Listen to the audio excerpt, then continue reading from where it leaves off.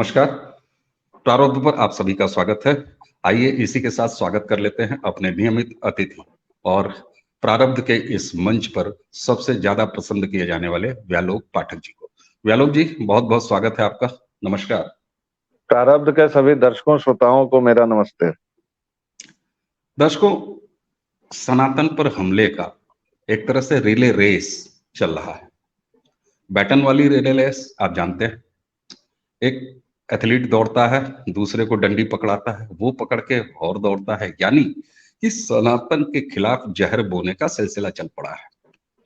नई खेप दिव्या द्विवेदी। दिव्या द्विवेदी इस समय चर्चा में है। उन्होंने साफ साफ, वो तो सनातन से थोड़ा सा और आगे बढ़ी और पॉपुलर शब्द हिंदुत्व को चुना। उन्होंने कहा कि हिंदू खत्म हो जाएंगे, हिंदुत्व खत्म हो जाएगा आने वाले समय में। दिव्या द्विवेदी हैं कौन? कहने को आप सब जान रहे होंगे कि आईआईटी दिल्ली की एसोसिएट प्रोफेसर, ह्यूमैनिटीज पढ़ाती हैं। लेकिन थोड़ी सी पड़ताल करिएगा तो आप सुरेश द्विवेदी की पुत्री हैं, यानी उनकी लड़की हैं। उत्तर प्रदेश से आती हैं। सुरेश द्विवेदी कौन है? सुप्रीम कोर्ट के वकील हैं। किसी का पिता कहीं हूं।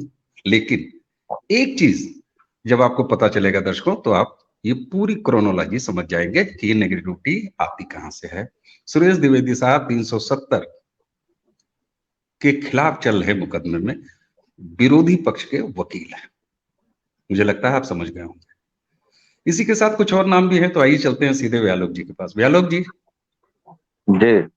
बाढ़े पूत पिता के कर में, तो ये ऐसा नहीं है कि फर्स्ट जनरेशन जहर बोया जा रहा हो, चाहे वो छोटू स्टालिन हो, चाहे ये दिव्या द्विवेदी हो। ये डीएनए आधारित सनातन का विरोध है क्या? ये आता कहां से? नहीं, देखिए, आपने जो कहावत कही बाढ़े पूत पिता के धर्म में, वो तो बहुत पॉजिटिव कहावत आपने कही। मुझे ये लगता है कि गटर से गटर ही जन्मता है। ये नाबदानी कीड़े जो भी हैं, चाहे वो दक्षिण का हो या उत्तर भारत का हो, आप नाम देखिए, नाम में ही द्विवेदी लगा हुआ है, वेद लगा हुआ है। और ऐसा नहीं है कि दक्षिण भारत के एक नाबदानी कीड़े ने कहा और हम उसी की बात को आगे बढ़ाएं। उत्तर भारत में आप देखिए कि इस पूरे प्रपंच की शुरुआत जो हुई है, दुर्भाग्य से वह बिहार से शुरू हुई और अब यूपी वाले इसे बढ़ा रहे हैं। क्यों बढ़ा रहे हैं?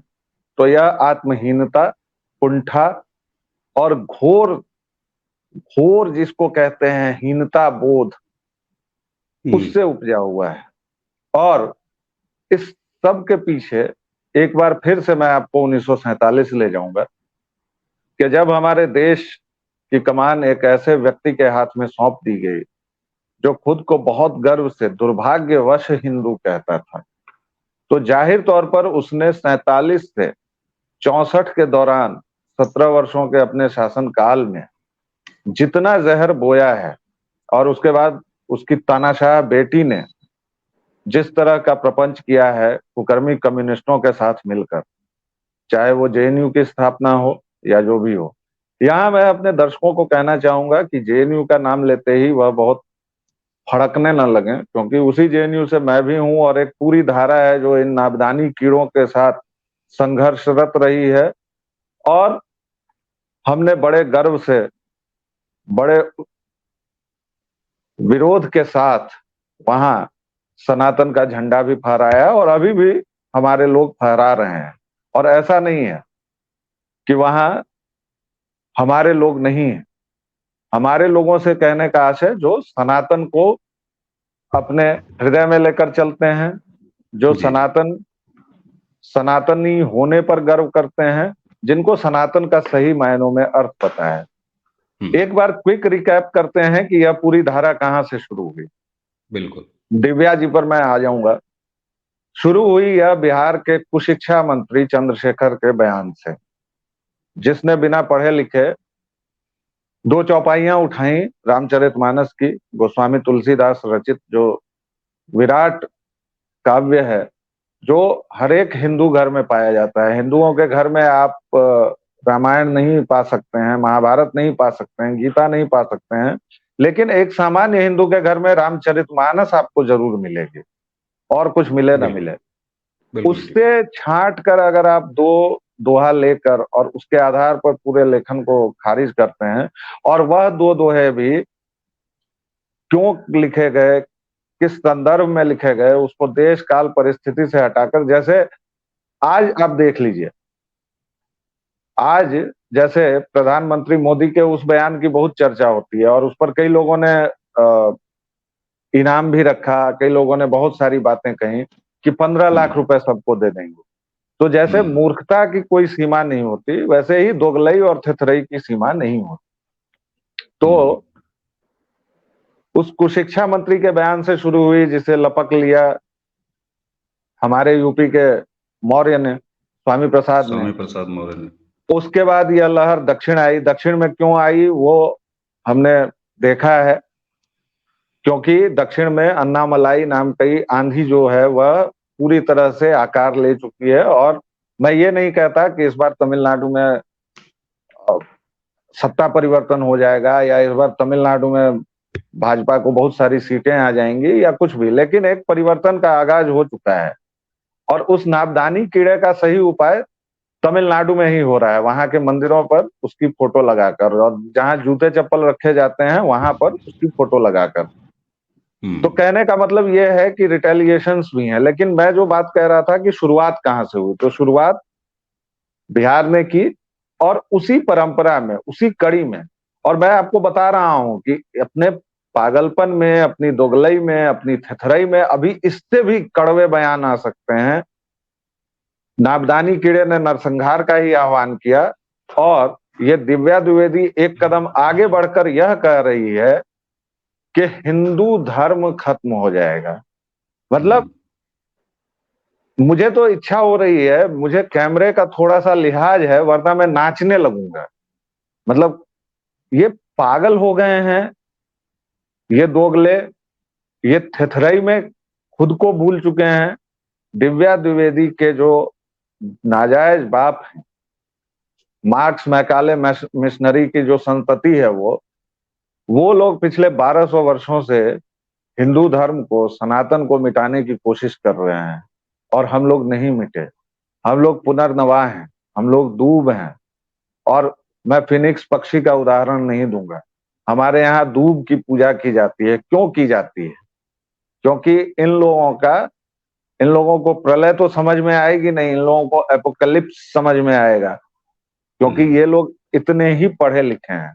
मैंने कल परसों कहीं अपनी बातचीत में लोगों से कहा था कि मुझे आजकल जैसे ही मैं सुनता हूं कि फलाना पढ़ा लिखा है, तो मुझे एक साथ अविश्वास और डर दोनों हो जाते हैं, और मुझे जूड़ी ताप चढ़ जाता है। इन लोगों ने ऐसी हरकतें की हैं और ऐसी बातें की हैं। दिव्या द्विवेदी कुपढ़ है, आईआईटी की प्रोफेसर है। आईआईटी में वह कोई साइंसेज नहीं पढ़ाती है, सो कॉल्ड मानविकी पढ़ाती है। और आप देखिए कि ये पूरा प्रपंच जो रचा गया है, मैंने एक बार आपसे बातचीत में ये भी कहा था कि जेएनयू में आप 2 स्कूल बंद कर दीजिए, स्कूल ऑफ सोशल साइंसेज और स्कूल ऑफ इंटरनेशनल स्टडीज, तो जेएनयू का जो 80% घाव है, जो मवाद है, वह निकल जाएगा। क्योंकि ये रोमिला, विपिन चंद्रा, इरफान हबीब, इन सब की जायज नाजायज संतानें उन्हीं स्कूल से निकल रही हैं। और चूंकि खलिहर भी होते हैं, साइंस वाले तो पेटेंट लाने में हमारे यहाँ बिजी रहते हैं।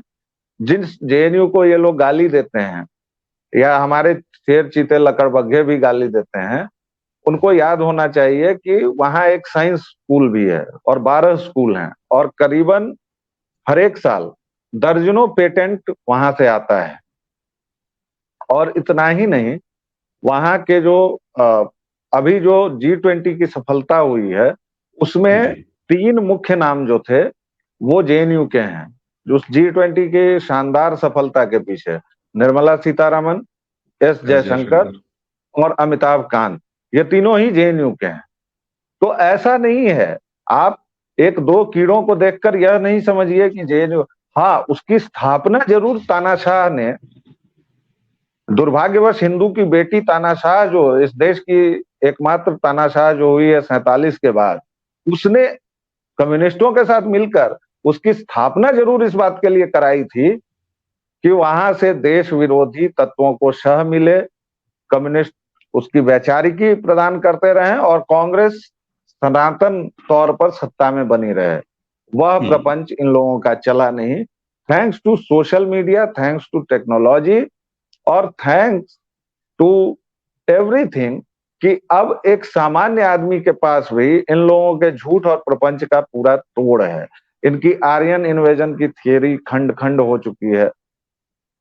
इन्होंने जितने झूठ गढ़े, इन्होंने कभी युधिष्ठिर को बता दिया कि अशोक से उसने सलाह ले ली उन्होंने, और इसके बावजूद वो इस देश की बुद्धिजीवी है। आप यह देखिए कि कैसा प्रपंच है।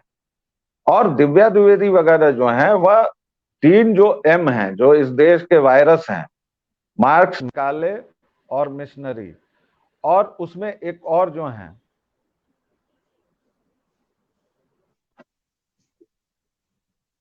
मुल्ला को भी अगर आप जोड़ लीजिए, तो यह लगातार जो आक्रमण चल रहा है, उस आक्रमण के पीछे की पूरी तफसील को समझना पड़ेगा। और माफ कीजिएगा, बीच में मैं थोड़ी देर के लिए रुका था, थोड़ा मेरा ध्यान भटका था दर्शकों, मुझे माफ कीजिएगा। ये पूरी जो धारा चल रही है उसको आप समझिए। और यही वह जगह है जहां इस बात का भी जवाब मिलता है कि लगातार 10 वर्षों से इनकी हरेक चुनाव में हार क्यों हो रही है। और चुनाव की बात छोड़ दीजिए, राजनीति को अभी अलग कर देते हैं, इनकी हरेक मुद्दे पर हरेक जगह पिटाई क्यों हो रही है। और आखिर इन लोगों को पागलपन में ऐसे उलझुल बयान क्यों देने पड़ते हैं। इसका एक कारण यह है कि जो अंग्रेजी समाज है हमारे देश का, जिसको आज तक बुद्धिजीवी, जिसको आज तक so called torch bearers of intellectualism माना जाता था, वह समाज अपने देश से कटा हुआ है। वह उस समाज को इस देश की आधारभूत बातों का पता ही नहीं है। वह इंडिया इंटरनेशनल सेंटर में शैंपेन किसी खनकती अंग्रेजी के साथ उलझुल बातें। उसके आदर्श कौन है? ऑड्रे टुच्ची है। दिव्या द्विवेदी दूसरी ऑड्रे टुच्ची बनना चाहती है। तो ऑड्रे टुच्ची ने पहले यह बयान दिया कि Hinduism was coined in 19th century, right. और उसके बाद इस द्विवेदी ने उसकी लाइन टोकी। पहला बयान, इसने ये पहला बयान नहीं दिया कि हिंदू धर्म खत्म हो जाएगा। पहला बयान इसका यह था कि 19वीं सदी में यह धर्म जबरदस्ती गढ़ा गया, इन्वेंट किया गया। इसकी जड़ें आप देखिए, पहले प्रधानमंत्री दुर्घटनावश हिंदू जवाहरलाल नेहरू के, जो डिस्कवरी ऑफ इंडिया करते हैं। तो जो इंडिया की खोज करेंगे, डिस्कवरी करेंगे, जाहिर तौर पर वो यही कहेंगे कि हिंदुत्व की खोज हुई। वो क्यों हुई? क्योंकि जो ईसाईयत है या जो इस्लाम है कि यह एक सांगठनिक तौर पर बनाया गया धर्म है। हिंदुत्व ऐसा कुछ तो है नहीं, सनातन ऐसा कुछ तो है नहीं। आप अगर इन लोगों को दिक्कत कहां से होती है? क्योंकि हमारी एक कोई किताब नहीं है, हमारा एक कोई पैगंबर नहीं है। हम कभी ये नहीं कहते हैं कि हम सबसे ठीक हैं वरना तुम्हारी गर्दन उतार लेंगे। इतनी भयावह बातें ये लोग कर रहे हैं, इतनी घृणा ये लोग दिखा रहे हैं, फिर भी किसी हिंदू ने ये नहीं कहा है कि इनको मारिए, या हिंदू सड़कों पर नहीं उतरा है सरतन से जुदा के। तो ये जो अंतर है, इस पर हमारे पक्ष के जो युवा हैं वह थोड़ा बहुत उबाल में भी आते हैं कि हमारे यहाँ ऐसी कोई व्यवस्था नहीं है, हमारे यहाँ के लोग क्यों नहीं बोलते हैं, हमारे यहाँ के शंकराचार्य क्यों नहीं बोलते हैं। क्योंकि हमारे शंकराचार्य पोप नहीं है, हमारे शंकराचार्य मुल्ला नहीं है, मौलवी नहीं है, हाजी नहीं है। हमारे शंकराचार्य आपको जीवन जीने की दिशा दिखा सकते हैं। वह ये नहीं कहेंगे कि भाई अवनीश जी ने ऐसी बात कही है तो जाओ इनकी गर्दन उतार लो। जबकि जितने अब्राहमिक धर्म हैं उसमें यही सिखाया जाता है कि आपको सारी दुनिया को एक रंग में, काले रंग में रंगना है, काले कनात में लाना है, और अगर वो नहीं रंगा गया तो सामने वाले का की गर्दन उतार देनी है। पहली बात। दूसरी बात, ये जो अंग्रेजी दां लोग हैं, इनको चूंकि इस देश का पता नहीं है, इसलिए ये लगातार ऐसे बयान देते हैं। लेकिन आप सड़कों पर उतरिए, सामान्य जनता के मन में इनके प्रति इतनी घृणा है। मुझे तो लगता है कि स्वामी प्रसाद मौर्य को घर में जुटियाया जाता होगा, बिहार के शिक्षा मंत्री को उसके घर में लात पड़ती होगी। क्योंकि कोई भी सनातनी इस तरह का बयान इसलिए नहीं कि आपने मेरे धर्म को, ना, इसलिए कि यह हमारे डीएनए में ही नहीं है, हमारे खून में ही नहीं है कि हम किसी धर्म को लेकर राजनीति करें, किसी धर्म को लेकर धमकी दें। तो दिव्या द्विवेदी जो हैं, उनका इस देश से कोई लेन देन नहीं है। वह ऑड्रे टुच्ची की मानस संतान है, जारज संतान है, और इसलिए उन्होंने ऐसा बयान दिया है। और वही नहीं है, आप देखिए पूरी एक लड़ी है। अभी आप तथाकथित जो बॉलीवुड कहा जाता है उसके नसीरुद्दीन शाह का बयान देख लीजिए या प्रकाश राज का बयान देख लीजिए, और मैं आपको बता रहा हूं कि ये चीजें और इंटेंस होंगी और ज्यादा बढ़ेंगी जैसे जैसे 2024 का चुनाव नजदीक आएगा। अभी तो दर्द और बढ़ेगा, अभी तो धुआं कहां कहां से उठेगा इसकी कोई सीमा नहीं है। आप देख लीजिए कि G20 पर आखिरकार इन लोगों की मालकिन जो है प्रियंका वाड्रा, उसके भी मुंह से निकल गया, या उसने भी कह दिया अपनी कुंठा में, इनके G20, वो G20 मेरा था, आपका था, और वो वाड्रा का नहीं था। G20 पूरे देश का था। लेकिन जब मालकिन ही ये बोल रही है तो सोचिए कि नौकरों पर कितना दबाव होगा, चाहे वो दिव्या द्विवेदी हो, चाहे प्रकाश राज हो। भाई मालिक ने कह दिया है, और अगर इनका मालिक, एक और मालिक जो गया हुआ है अभी यूरोप, उसका भी तो कोई मालिक है ना, जो चीन में बैठा हो या अमेरिका में बैठा हो या कहीं बैठा हो।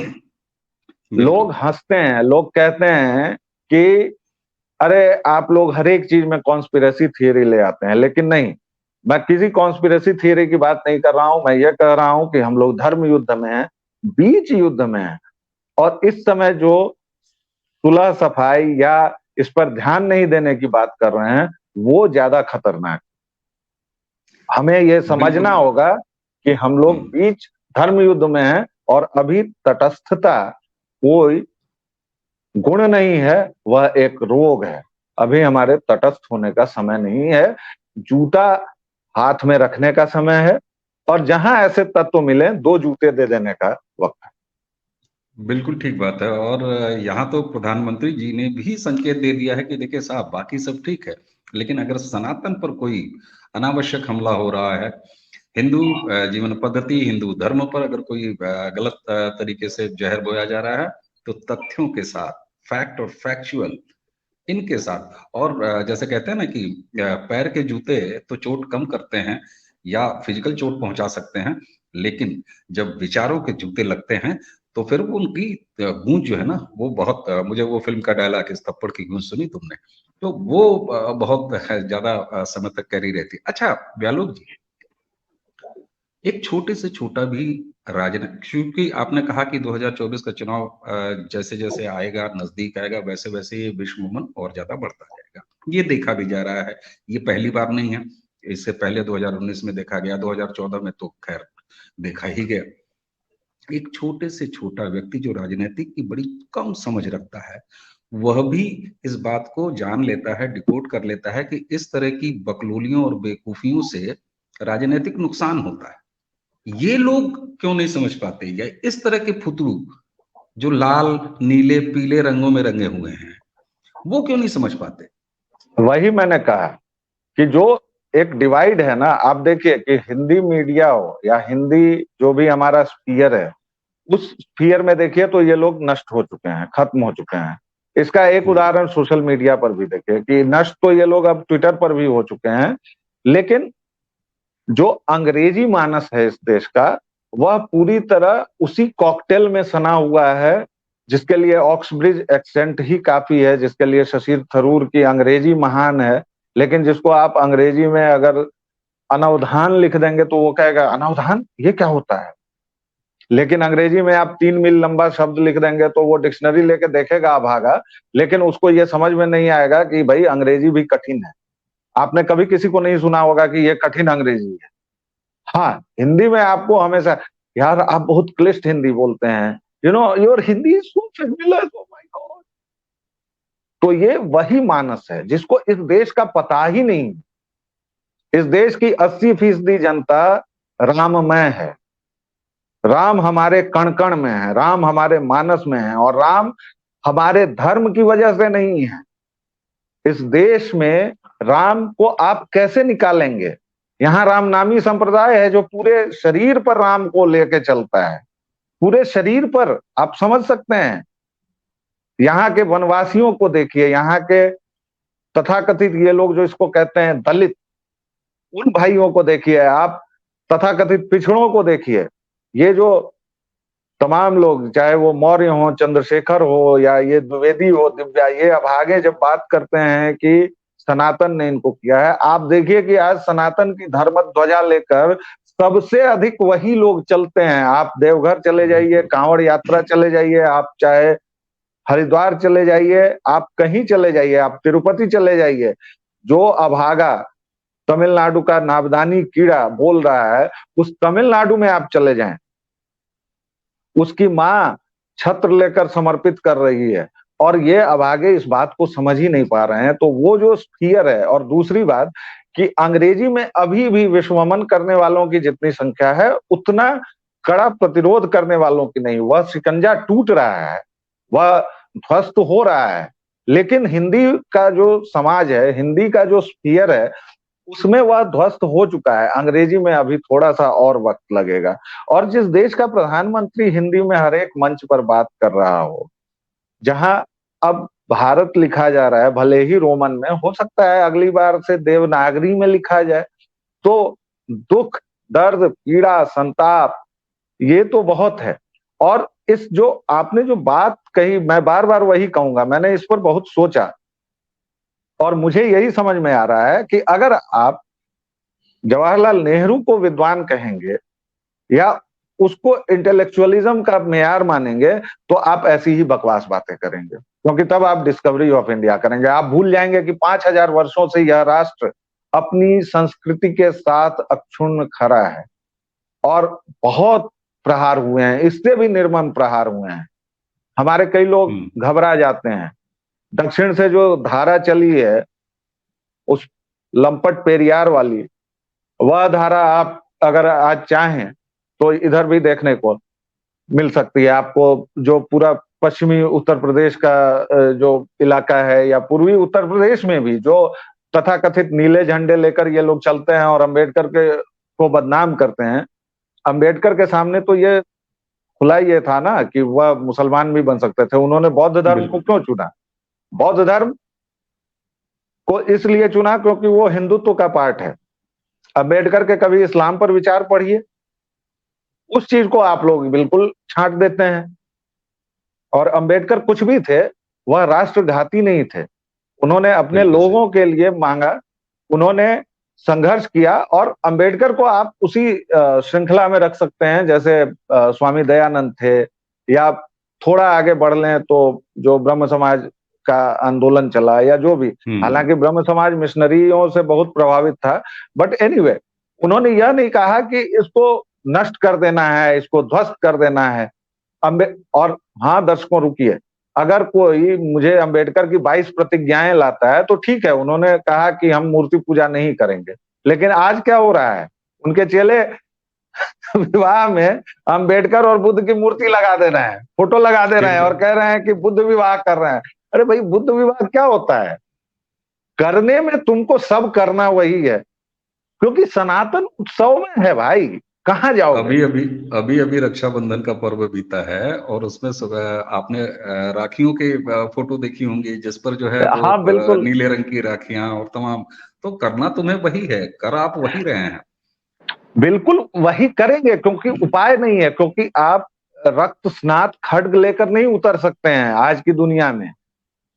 और आपको सनातन से अधिक उत्सव प्रियता, उत्सव धर्मिता, और जो सनातन में दुख का, रंज का, मुहर्रम का कोई कॉन्सेप्ट ही नहीं है। आप देखिए हमारे सारे पर्व त्योहार, जो हमारे एक मशहूर टीचर हुआ करते थे कांति वाजपेयी जेएनयू में, तो एक बार उनसे हमारी बहस इसी बात पर हुई थी कि उन्होंने मुझे त्योहार का और धार्मिकता का अंतर समझाने की कोशिश की थी। तो मैंने उनको कहा था कि हे आचार्य शिरोमणि, क्योंकि हमारे तो संस्कार हैं, हम उनको गाली भी नहीं दे सकते थे, तो हमने कहा कि आप अगर ये लगा रहे हैं कि उत्सव प्रियता और धार्मिकता का कोई संबंध नहीं है, तो ऐसा नहीं चलेगा कि आपका मन होगा तो चित आपकी, पट आएगा तो भी आपका, और सिक्का खड़ा हो गया तो वो आपके पिताजी का है। ऐसा नहीं चलता है।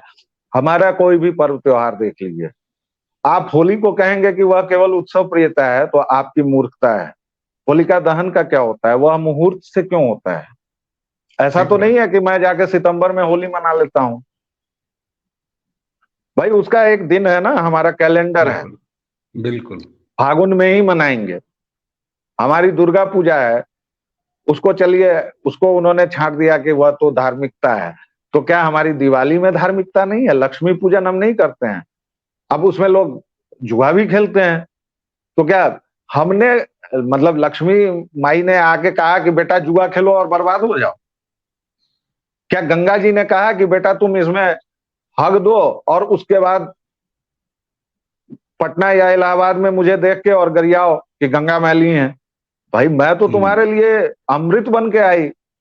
बिल्कुल ठीक आज है। भी इतना कूड़ा बहाने के बाद आज भी गंगा जल में, अगर वो विज्ञान की भाषा में बोलें तो तथाकथित बैक्टीरिया और जीवाणु हैं जिससे उनका पानी खत्म नहीं होता या नहीं सड़ता, आज भी, जबकि हम मीट्रिक टन कूड़ा उनमें डाल रहे हैं। बिल्कुल ठीक तो है। ये गंगा ने नहीं कहा था ना कि आप उनको गंदा कीजिए या उनको मैली कीजिए। वही सनातन का स्वभाव है, और वही इन मूर्खों को, इन दोगलों को, मूर्ख मूर्ख कहना गलत बात है, इन दोगलों को वही सच्चाई समझ में नहीं आती है, क्योंकि फर्क उसी मानस का है। ये बिल्कुल ठीक। यहां पर रह के खा रहे हैं, गा रहे हैं वहां कि, इसीलिए प्रकाश राज कहता है कि नहीं ठीक बात है, उस नाबदानी कीड़े ने जो कहा वो ठीक है। नसीरुद्दीन शाह को डर लग रहा है कि कश्मीर फाइल्स हिट हो रही है, गदर हिट हो रही है। ठीक है, मैं उस फिल्मों पर चर्चा नहीं करेंगे, आप सांस्कृतिक पक्ष से हैं, फिल्मों की समीक्षा होगी तो वो एक अलग मसला है। लेकिन बिल्कुल ठीक। पठान और जवान so called super duper hit हो रही है, उससे उनको डर नहीं लग रहा है। मिशन कश्मीर से उनको डर लग रहा है, कश्मीर फाइल्स से बिल्कुल ठीक। उनको डर लग रहा है, बिल्कुल बिल्कुल। गदर से उनको डर लग रहा है। गदर में तो भाई पाकिस्तान बैशिंग है। और आप रैम्बो देख लीजिए, रैम्बो में यूएसएसआर तत्कालीन की बैशिंग है। तो बिल्कुल ये तो हर एक राज्य में, हर एक राष्ट्र राज्य में चलता है। लेकिन इन लोगों को दरअसल वो एक शेर है ना कि तुम्हारे पांव के नीचे जमी ही नहीं। बिल्कुल। यहां तो से ये अगर बात साले, उठा ली जाए। तो ये बिल्कुल ठीक। त्रिशंकु जो हैं, ये जो हम्म। त्रिशंकु हैं, ये अधर में लटके हुए हैं। और इनको यह गलतफहमी है कि इनको सब कुछ आता है, इनको भारतीय समाज का पता है, इनको जबकि इनको हम्म। कुछ पता नहीं है, इनको हवा कुछ ही नहीं नहीं। पता। बिल्कुल सही। और कुल मिला के इस पूरी बातचीत और इनके व्यवहार को देखने के बाद, और लगातार इनके कंटिन्यूस, जिसको शुरू में ही मैंने कहा ना कि रिले रेस, ये पूरा रिले रेस, इनका पूरा मजमा, इनका पूरा मदारीपन देख के लगता है कि ये महज आइडेंटिटी क्राइसिस के शिकार हैं। इनको खुद नहीं पता, न इनकी कोई राजनीतिक जमीन, न इनकी कोई दार्शनिक जमीन, न इनकी कोई सामाजिक जमीन, और शायद यह इनका वैचारिक अवसाद है जो सनातन और हिंदुत्व के सामने इस तरीके से बार बार, मैं तो वो शब्द कहूंगा कि लहंगा उठा के नाचने पर मजबूर कर देता है। बहरहाल, बिल्कुल अगर ये लहंगे उठा के नाच रहे हैं तो इनके कथित घुंघरुओं की झनकार से भारतीय जनमानस आनंद भी ले रहा है, और जब मौका आता है 5 साल के बाद तो एक छोटी सी उंगली और काम तमाम।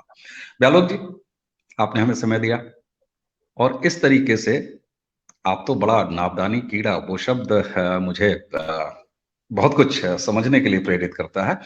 तो दर्शकों, हमें उम्मीद है कि आज की हमारी चर्चा का आपने आनंद उठाया होगा, और आनंद उठाते रहिए इसी तरीके से। इन गंध भरी जो विश्व बनता है इनकी, इसको भी देखते रहिए, समझते रहिए। बाकी तो आप सारे सुधी जन हैं। तो व्यालोक जी, आपने हमें समय दिया, चर्चा की, इसके लिए आपका बहुत बहुत धन्यवाद। और दर्शकों, इसी के साथ आप सबसे आज के लिए आज्ञा लेंगे। नमस्कार, प्रणाम।